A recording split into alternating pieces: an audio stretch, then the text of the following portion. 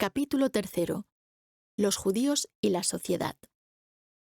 La ignorancia política de los judíos, que tan bien les preparó para su especial papel y para enraizarse en la esfera financiera del Estado, y sus prejuicios contra el pueblo y en favor de la autoridad, que les impidieron ver los peligros políticos del antisemitismo, les obligaron a ser supersensibles ante todas las formas de discriminación social.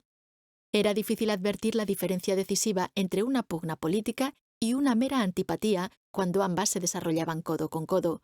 Sin embargo, la realidad es que proceden de aspectos exactamente opuestos de la emancipación. El antisemitismo político se desarrolló porque los judíos eran un cuerpo separado, mientras que la discriminación social surgió a consecuencia de la creciente igualdad de los judíos respecto de los demás grupos. La igualdad de condición, aunque es ciertamente un requerimiento básico de la justicia, figura, sin embargo, entre los mayores y más inciertos riesgos de la humanidad moderna. Cuanto más iguales son las condiciones, menos explicaciones hay para las diferencias que existen en la gente, y así, más desiguales se tornan los individuos y los grupos. Esta embarazosa consecuencia se torna completamente evidente cuando la igualdad ya no es considerada en términos de un ser omnipotente como Dios o un común destino inevitable como la muerte. Allí donde la igualdad se torna un hecho mundano en sí misma, sin ninguna regla por la que pueda ser medida o explicada, allí hay también una probabilidad entre 100 de que será considerada como principio viable de una organización política en la que las personas, de otra manera desiguales, tienen derechos iguales. Hay 99 probabilidades de que será confundida con una cualidad innata de cada individuo que es normal si es como todos los demás y anormal si resulta ser diferente. Esta perversión de la igualdad, de un concepto político a un concepto social, es aún mucho más peligrosa cuando una sociedad no deja el más pequeño espacio para los grupos e individuos especiales, porque entonces sus diferencias se tornan aún más conspicuas.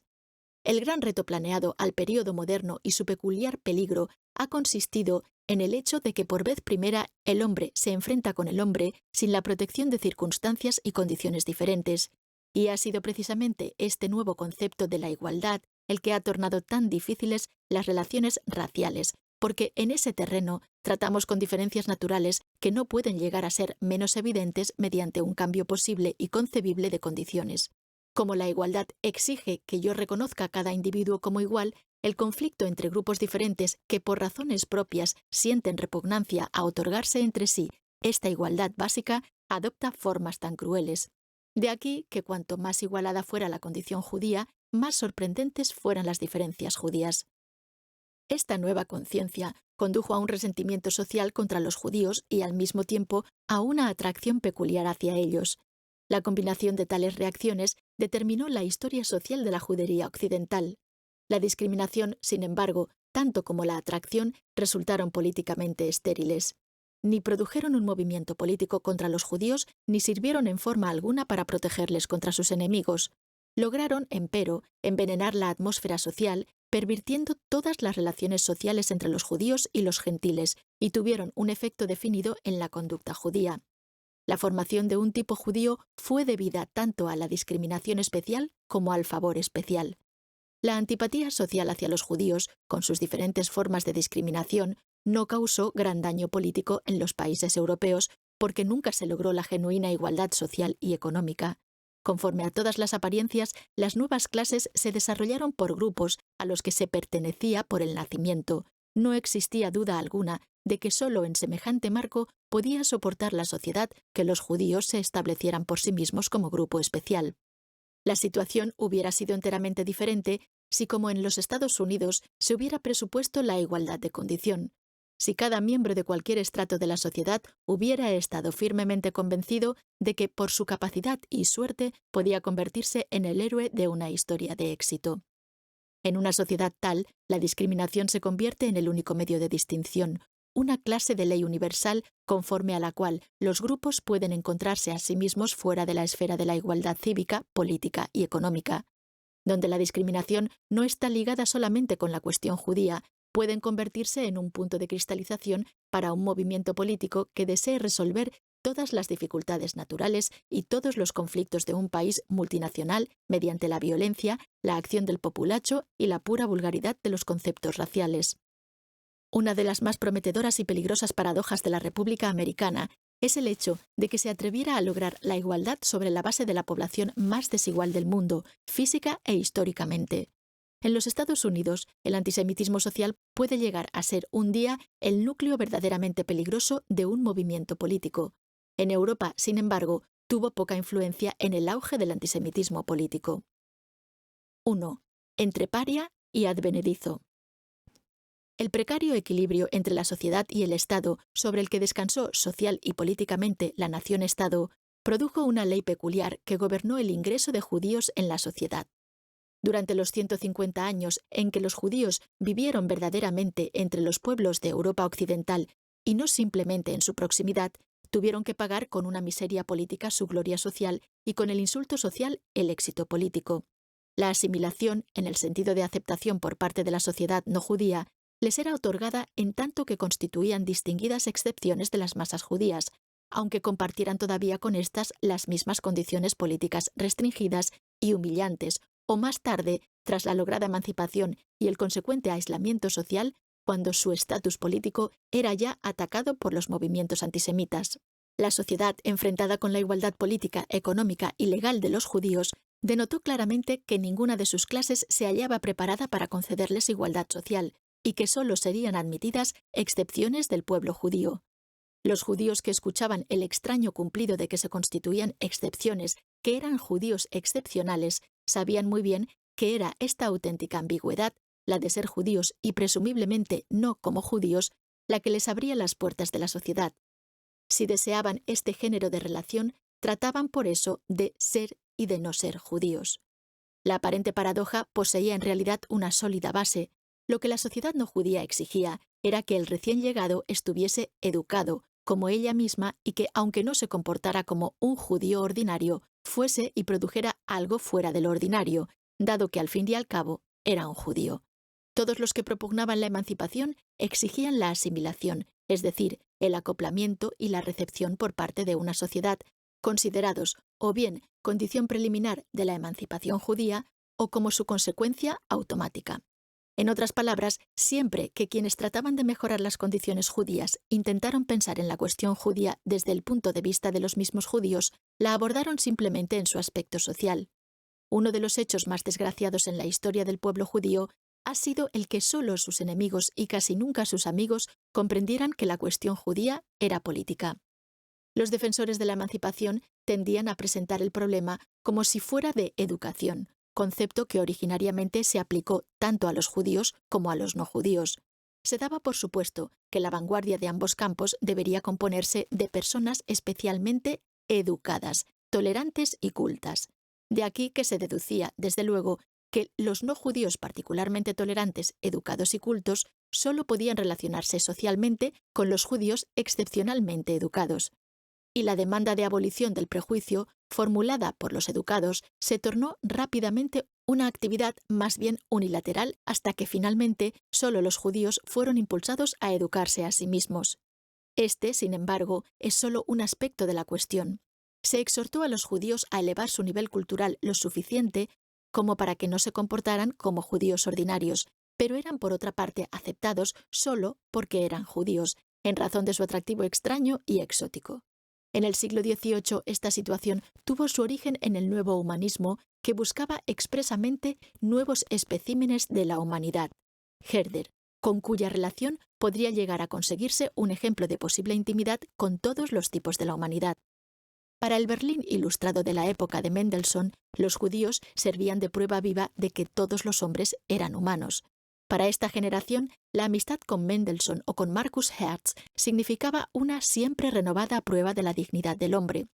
Y como los judíos eran un pueblo despreciado y oprimido, constituían por eso un modelo aún más puro y más ejemplar de la humanidad. Fue Herder, un declarado amigo de los judíos, quien primero utilizó la frase posteriormente mal empleada y mal citada: extraño pueblo de Asia impulsado hacia nuestras regiones. Con estas palabras, él y quienes eran como él saludaban a los nuevos especímenes de la humanidad en cuya búsqueda el siglo XVIII había rastreado la tierra para ir a encontrarles en su antigua vecindad. Resueltos a hallar la unidad básica de la humanidad, deseaban que los orígenes del pueblo judío parecieran más extraños y por consiguiente más exóticos de lo que eran realmente, para que resultara más efectiva la demostración de humanidad como principio universal. Durante unas pocas décadas a finales del siglo XVIII, cuando la judería francesa ya disfrutaba de la emancipación y la judería alemana apenas la esperaba o la deseaba, la inteligencia ilustrada de Prusia logró que los judíos de todo el mundo volvieran sus ojos hacia la comunidad judía de Berlín y no hacia la de París. En gran parte fue posible gracias al éxito de Nathan el Sabio de Lessing o de su mala interpretación. Este sostenía que los nuevos especímenes de la humanidad deberían ser también individuos más intensamente humanos, puesto que habían llegado a ser ejemplos de la humanidad. Mirabeau se mostró fuertemente influido por esta idea y la utilizó para citar a Mendelssohn como su ejemplo. Herder esperó que los judíos cultos se mostraran más libres de prejuicios porque el judío se ve libre de ciertos juicios políticos a los que nosotros no podemos renunciar o que nos es difícil abandonar. Protestando contra la costumbre de la época de otorgar concesiones de nuevos privilegios mercantiles, propuso la educación como verdadero camino para la emancipación de los judíos del judaísmo, de los antiguos y orgullosos prejuicios nacionales, de costumbres que no pertenecen a nuestra época ni a nuestras constituciones, para que los judíos pudieran llegar a ser puramente humanizados y útiles al desarrollo de las ciencias y a toda la cultura de la humanidad.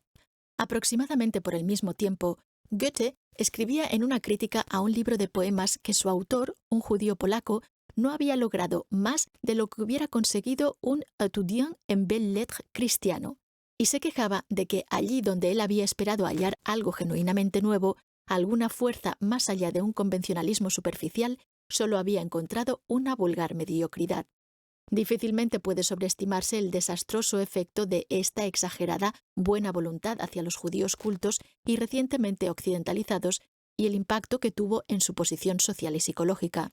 No tan solo tuvieron que enfrentarse estos con la desmoralizante exigencia de ser excepciones respecto de su propio pueblo, de reconocer la aguda diferencia entre ellos y los demás y de pedir que tal separación fuese legalizada por los gobiernos. Se esperaba de ellos, además, que se convirtieran en especímenes excepcionales de la humanidad.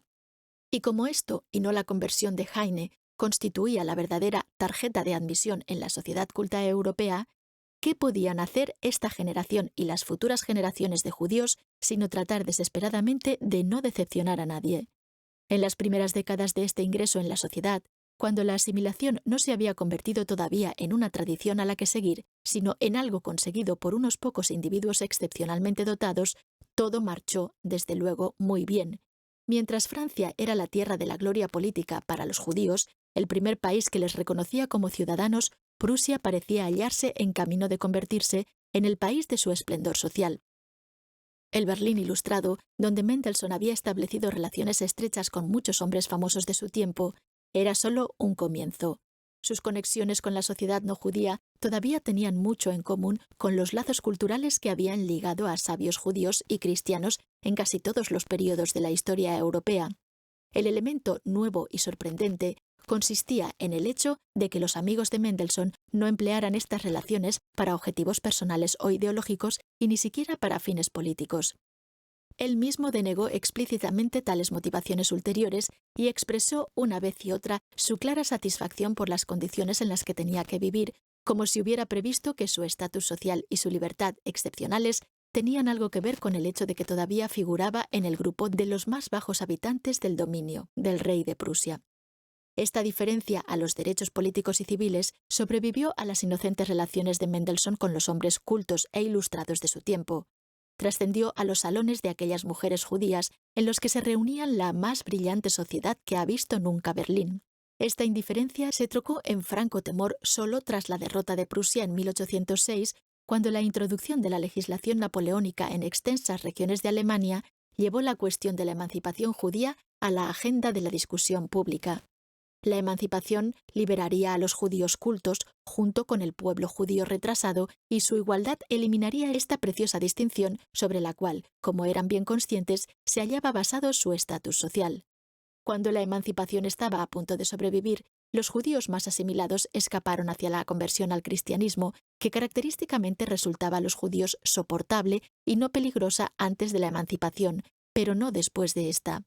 El más representativo de estos salones, aquel a donde concurría una sociedad más mezclada de toda Alemania, fue el de Rachel Varnhagen. Su inteligencia original, ni estragada ni dominada por los convencionalismos, combinada con un absorbente interés por la gente y con una naturaleza verdaderamente apasionada, hicieron de ella la más brillante y la más interesante de estas mujeres judías. Las modestas pero famosas veladas en las buhardillas de Rachel reunían a aristócratas ilustrados, intelectuales de la clase media y actores, es decir, a todos aquellos que, como los judíos, no pertenecían a la sociedad respetable.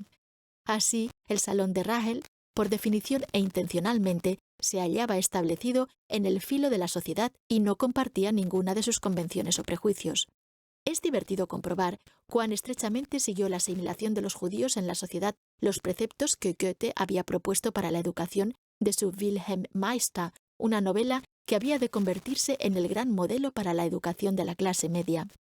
En este libro, el joven burgués es educado por nobles y actores para que pueda aprender a presentar y a representar su individualidad, y por eso a progresar desde el modesto estatus de hijo de burgués al de noble.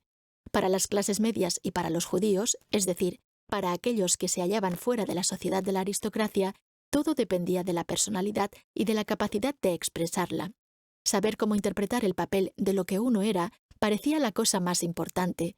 El hecho peculiar de que la cuestión judía se limitara a una cuestión de educación se hallaba estrechamente ligado con este primer comienzo y tuvo sus consecuencias en la educación positivista de las clases medias, tanto judías como no judías, y también en la abundancia de judíos en las profesiones liberales.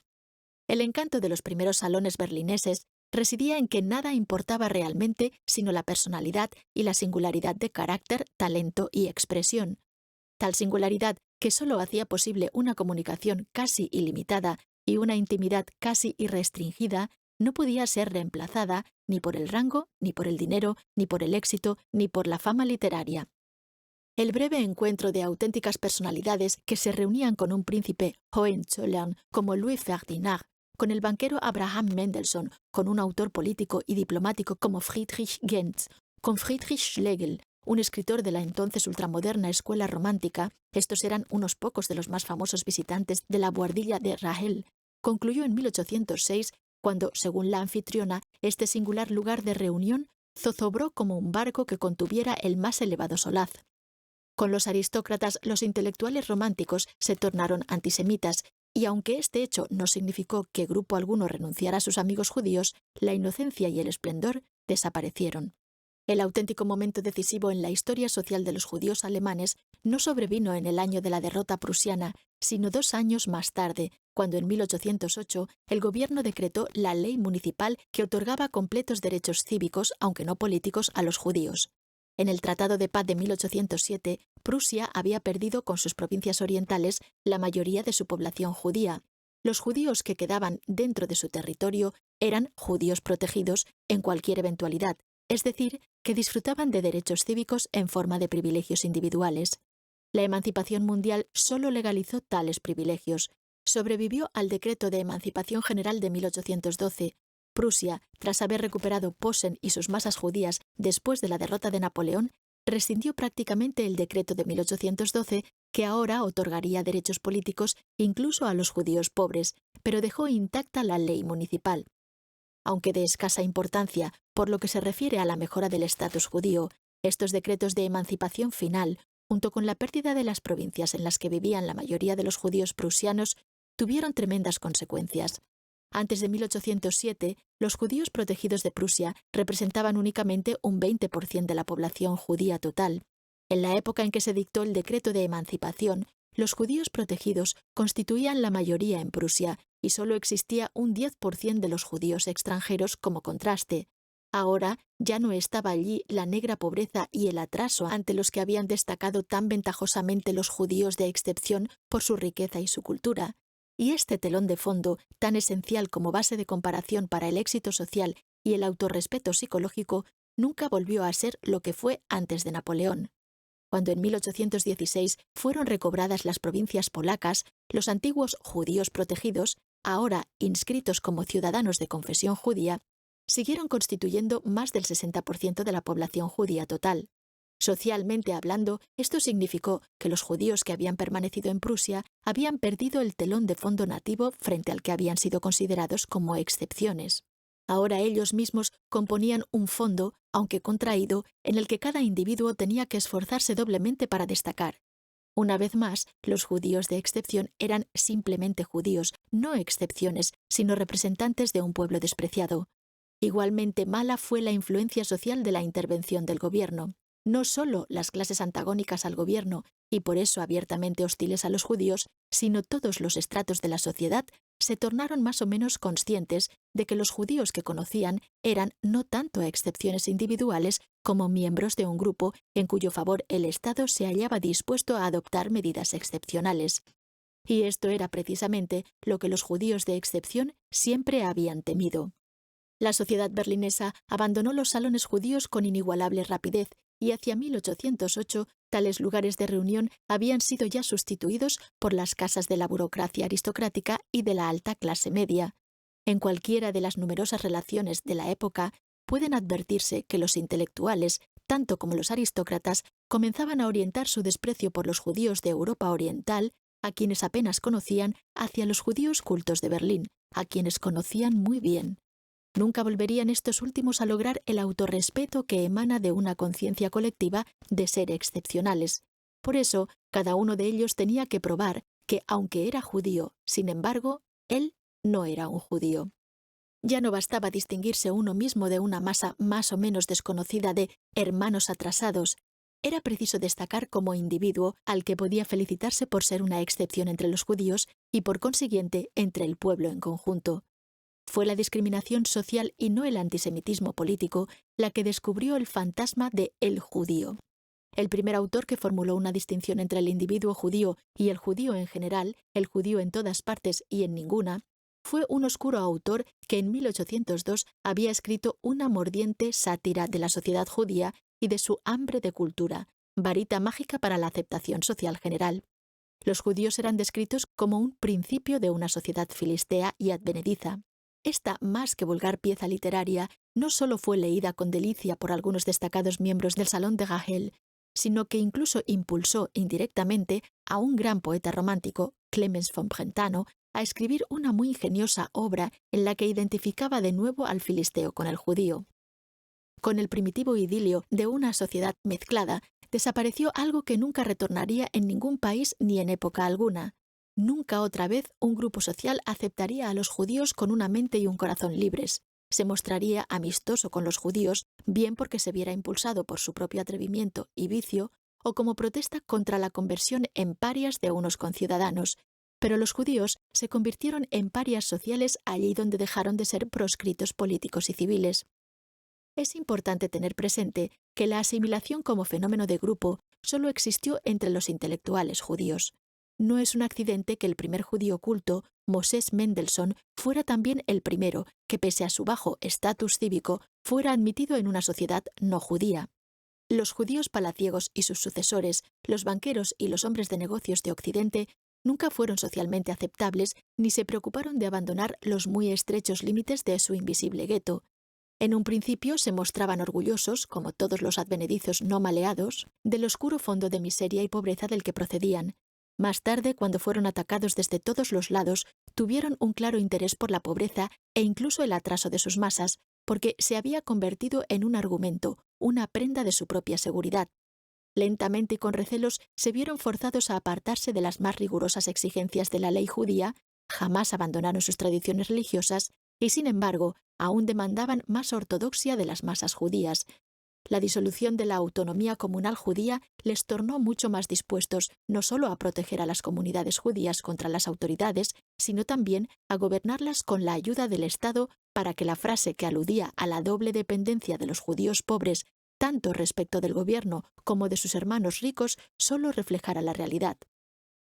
Los notables judíos, como eran denominados en el siglo XIX, gobernaban las comunidades judías, pero no pertenecían a éstas socialmente y ni siquiera geográficamente. En cierto sentido, permanecían tan lejos de la sociedad judía como de la sociedad gentil. Habiendo realizado brillantes carreras individuales y habiéndoles sido otorgados por sus superiores considerables privilegios, formaron una clase de comunidad de excepciones con oportunidades sociales extremadamente limitadas. Despreciados, como era natural, por la sociedad palaciega, carentes de conexiones económicas con la clase media no judía, sus contactos sociales se realizaban tan al margen de la sociedad como su auge económico había sido independiente de las condiciones económicas contemporáneas. Este aislamiento y esta independencia les proporcionaron frecuentemente un sentimiento de orgullo, ilustrado por la siguiente anécdota que se remonta a comienzos del siglo XVIII. Un cierto judío, cuando un médico noble y culto le reprochó el orgullo de los judíos, pese a no contar con príncipes entre ellos ni participación alguna en el gobierno, replicó con insolencia: «Nosotros no somos príncipes, pero les gobernamos». Tal orgullo es casi lo opuesto a la arrogancia de clase que se desarrolló solo lentamente entre los judíos privilegiados. Gobernando como príncipes absolutos entre su propio pueblo, seguían considerándose primi inter pares. Estaban más orgullosos de ser un rabino privilegiado de toda la judería o un príncipe de Tierra Santa que de cualesquiera títulos que sus superiores pudieran ofrecerles. Hasta mediados del siglo XVIII se habrían mostrado conformes con el judío holandés que dijo «Neque in toto orbi aliqui nationi inservimus», y ni entonces ni más tarde habrían comprendido por completo la respuesta del cristiano docto que replicó: «Pero esto significa que la felicidad es solo para unos pocos. El pueblo considerado como un corpo es perseguido en todas partes, carece de autogobierno, está sujeto a la dominación extranjera, no tiene poder ni dignidad y vaga por todo el mundo siendo un extraño en todas partes». La arrogancia de clase surgió solo cuando entre los banqueros de los estados de los diferentes países se establecieron relaciones económicas. Pronto siguieron los matrimonios entre las familias destacadas y el proceso culminó en un auténtico sistema internacional de casta, hasta entonces desconocido en la sociedad judía. Esto fue muy chocante para los observadores no judíos, puesto que tuvo lugar cuando las antiguas propiedades feudales y las castas desaparecían rápidamente en las nuevas clases. Uno dedujo muy erróneamente que el pueblo judío era un vestigio de la Edad Media y no advirtió que esta nueva casta era de un nacimiento muy reciente. Quedó terminada solo en el siglo XIX y numéricamente comprendía no más de quizá un centenar de familias, pero como éstas se hallaban bien a la vista, el pueblo judío en conjunto llegó a ser considerado como una casta. Por eso, aun siendo grande el papel desempeñado por los judíos palaciegos en la historia política y en relación con el nacimiento del antisemitismo, la historia social podía fácilmente haberles dejado a un lado si no hubiera sido por el hecho de que poseyeron ciertos rasgos psicológicos y normas de conducta comunes a los intelectuales judíos que solían ser, al fin y al cabo, hijos de hombres de negocios. Los notables judíos querían dominar al pueblo judío y por eso no deseaban abandonarlo, mientras que resultaba característico de los intelectuales judíos el que desearan dejar a su pueblo y ser admitidos en la sociedad. Ambos compartían el sentimiento de ser excepciones, un sentimiento perfectamente en armonía con el juicio de su entorno. Los judíos de excepción de la riqueza se consideraban como excepciones al destino común del pueblo judío y eran reconocidos por los gobiernos como excepcionalmente útiles. Los judíos de excepción de la cultura se consideraban ellos mismos excepciones del pueblo judío y también seres humanos excepcionales y eran reconocidos como tales por la sociedad. La asimilación, tanto si fue llevada al extremo de la conversión como si no lo fue, nunca constituyó una auténtica amenaza a la supervivencia de los judíos. Si eran bien acogidos o si eran rechazados, era porque eran judíos y se mostraban bien conscientes de ello. Las primeras generaciones de judíos cultos todavía deseaban sinceramente perder su identidad como judíos, y Borgne escribió con mucha amargura: «Algunos me reprochan el ser judío, algunos me alaban por eso, algunos me lo perdonan, pero todos piensan en lo mismo». Todavía educados en las ideas del siglo XVIII, anhelaban un país sin cristianos ni judíos, se consagraban a la ciencia y a las artes y se mostraban muy ofendidos cuando advertían que los gobiernos que concedían toda clase de honores y de privilegios a un banquero judío condenaban a morir de hambre a los intelectuales judíos. Las conversiones que a principios del siglo XIX fueron impulsadas por el temor a ser confundidos con las masas judías se convirtieron después en una necesidad para lograr el sustento necesario. Semejante premio a la falta de carácter forzó a toda una generación de judíos a una amarga oposición contra el Estado y la sociedad. Los nuevos especímenes de la humanidad, ya que habían de ser tales, se convirtieron en rebeldes y como los gobiernos más reaccionarios del período eran apoyados y financiados por banqueros judíos, su rebelión fue especialmente violenta contra los representantes oficiales de su propio pueblo.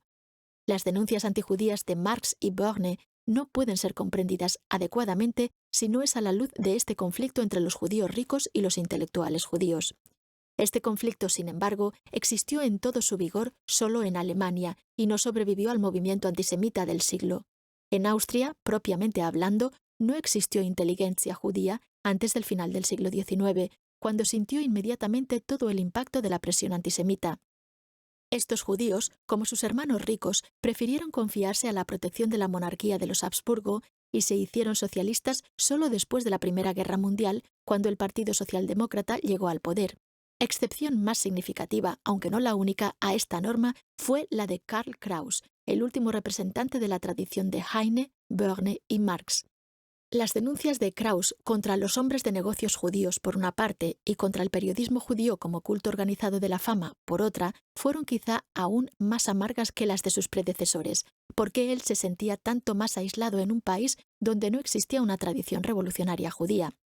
En Francia, donde el decreto de emancipación había sobrevivido a todos los cambios de gobierno y a todos los regímenes, el pequeño número de intelectuales judíos no fue ni precursor de una nueva clase ni especialmente importante en la vida intelectual. La cultura como tal, la educación como programa, no constituían normas judías de conducta, como sucedió en Alemania. En ningún otro país existió algo tan decisivo como el corto periodo de verdadera asimilación lo fuera para la historia de los judíos alemanes, cuando la auténtica vanguardia de un pueblo no solo aceptó a los judíos, sino que se mostró extrañamente dispuesta a asociarse con ellos. Tampoco desapareció completamente esta actitud de la sociedad alemana. Hasta el verdadero final pudieron advertirse rastros de tal actitud que mostraban, desde luego, que las relaciones con los judíos jamás llegaron a darse por supuestas. En el mejor de los casos, siguió existiendo como programa, en el peor, como una experiencia extraña y excitante. La bien conocida observación de Bismarck acerca de aparear sementales germanos con yeguas judías es tan solo la más vulgar expresión de un prevaleciente punto de vista. Era solo natural que esta situación, aunque convirtiera en rebeldes a los primeros judíos cultos, a la larga produjera un específico tipo de conformismo más que una efectiva tradición de rebeldía. Conformándose a una sociedad que discriminaba a los judíos ordinarios y en la que, al mismo tiempo, a un judío le resultaba generalmente más fácil que a un no judío de similar condición ser admitido en los círculos de moda, los judíos tuvieron que diferenciarse ellos mismos claramente del judío en general y al mismo tiempo denotar con claridad que eran judíos. Bajo ninguna circunstancia se les permitía simplemente desaparecer entre sus vecinos. Para racionalizar una ambigüedad que ellos mismos no comprendían completamente, podían pretender ser un hombre en la calle y un judío en casa. Esto, a su vez, determinó un sentimiento de ser diferente de los demás hombres en la calle porque era judío y una diferencia respecto a los demás judíos en casa por no ser judío ordinario. Las normas de conducta de los judíos asimilados, determinadas por este continuo y concentrado esfuerzo por distinguirse ellos mismos, creó un tipo de judío que es reconocible en todas partes. En lugar de ser definidos por la nacionalidad o por la religión, los judíos se transformaron en un grupo social cuyos miembros compartían ciertos atributos y reacciones psicológicas, la suma social de los cuales se suponía constitutiva de la judeidad. En otras palabras, el judaísmo se convirtió en una cualidad psicológica y la cuestión judía en un problema personal para cada individuo judío. En su trágico esfuerzo por conformarse a través de la diferenciación y la distinción, el nuevo tipo judío tenía tan poco en común con el temido judío en general como con esa abstracción, la de heredero de los profetas y eterno promotor de la justicia en la tierra, que los apologistas judíos conjuraban allí donde era atacado un periodista judío. El judío de los apologistas se hallaba dotado de atributos que eran, desde luego, privilegio de los parias y que poseían ciertos rebeldes judíos que vivían al borde de la sociedad: humanidad, amabilidad, exención de prejuicios, sensibilidad ante la injusticia. Lo malo es que estas cualidades nada tenían que ver con los profetas y que, peor aún, tales judíos normalmente ni pertenecían a la sociedad judía ni a los círculos de moda de la sociedad no judía. En la historia de la judería asimilada desempeñaban tan solo un papel insignificante. El judío en general, por otra parte, tal como era descrito por los profesionales del odio a los judíos, mostraba las cualidades que el advenedizo debía poseer si quería triunfar: inhumanidad, avaricia, insolencia, rastrero servilismo y determinación para seguir adelante. Lo malo en este caso era que tales cualidades nada tenían que ver con los atributos nacionales y que además estos tipos judíos del mundo de los negocios mostraban poca inclinación por la sociedad no judía y desempeñaban un papel casi tan reducido en la historia social judía. Mientras que existían pueblos y clases difamados, se repetían nuevamente en cada generación, con incomparable monotonía, las cualidades del paria y las del advenedizo, tanto en la sociedad judía como en cualquiera otra.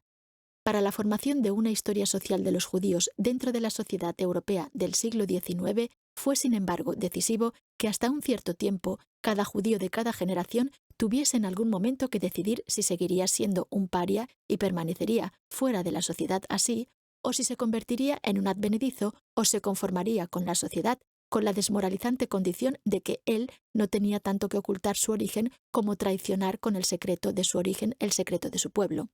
El último camino era desde luego difícil, porque tales secretos no existían y tuvieron que ser elaborados. Como había fracasado el singular intento de Rachel van Hagen para establecer una vida social fuera de la sociedad oficial, el camino del paria y del advenedizo eran ambos caminos de extrema soledad, y el camino del conformismo una vía de constante pesar. La llamada compleja psicología del judío medio, que en unos pocos casos favorecidos evolucionó hacia una sensibilidad muy moderna, se hallaba basada en una ambigua situación. El judío sentía simultáneamente el pesar del paria y el de no haber llegado a ser un advenedizo, y la mala conciencia del advenedizo por haber traicionado a su pueblo y trocado la igualdad de derechos por los privilegios personales. Una cosa era cierta: si uno deseaba evitar todas las ambigüedades de la existencia social, tenía que resignarse al hecho de que ser un judío significaba pertenecer o bien a una clase alta superprivilegiada o a una masa subprivilegiada a la que en la Europa occidental y central solo se podía pertenecer a través de una solidaridad en cierto modo artificial.